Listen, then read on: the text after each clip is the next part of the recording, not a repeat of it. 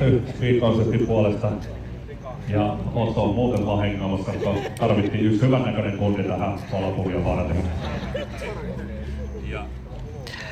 Ja sitten ruvetaan tuohon palkinnon jakoon ja kolmanneksi tänään yleiskilpailussa nopeus itsellä 226,5 kilometriä tunnissa tuolla tonnin vetäsyllä ja varatti 12,6. Numero 18, Arto Toivanen. Kausi kohtamilla kaikki taputtaa hirveän.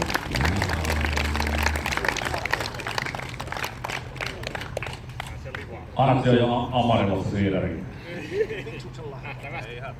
Ei häti. Eli fiksu lahjakortti. Ja toiselle sijalle 210 pistettä yhteensä. Nopeus 242 kilometriä. 242,8 kilometriä tunnissa ja varatti 12,9 sekuntia.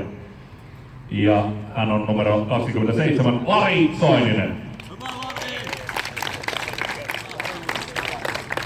Ja yliopisteen lahjakortti lähtee tästä sitten Larille palkinnoksi.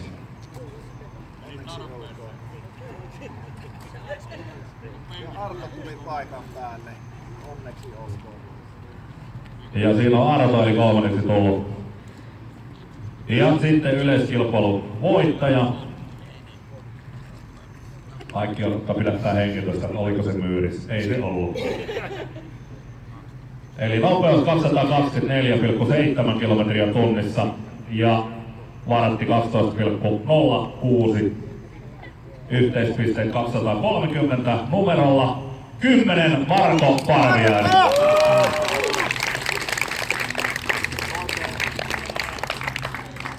Ja Marko pääsee sitten kotiin uuden uutukaisella Ferrarilla ja... Joo, ollaan tosi pahalla, se on italialainen. Joo, mutta kyllä se varmaan järjestyy tuon vaihto tuohon Enkkeriin. Ei järjesty, sanoi Esko. Viekää ne italialaiset. Sitten Rengas Hotelle ja 2 kappaletta arvottu. Ja osallistui kesken arvottu 2 kappaletta noita Rengas Hotelli paikkoja, miten se sanotaan. Ja arpa on suosinut auto numero 24, eli Tomi Lauronen.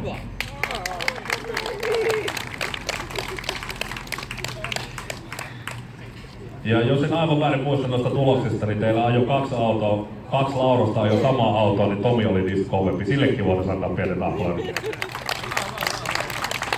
Ja sitten tuon toisen arpajaispalkinnon voittaa auto numero 16, Samuli Mustonen.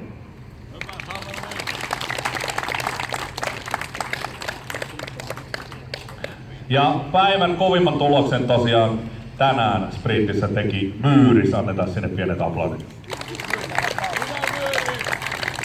Joo, Myyris saa palkinnoksi vetovastuun talkoissa seuraavaksi 2 vuodeksi.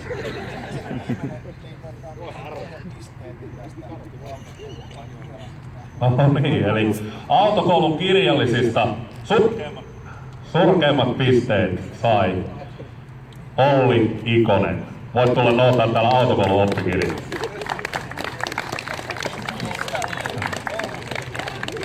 Olli on tuolla aasihattu päässä nojalle johonkin nurkkaan.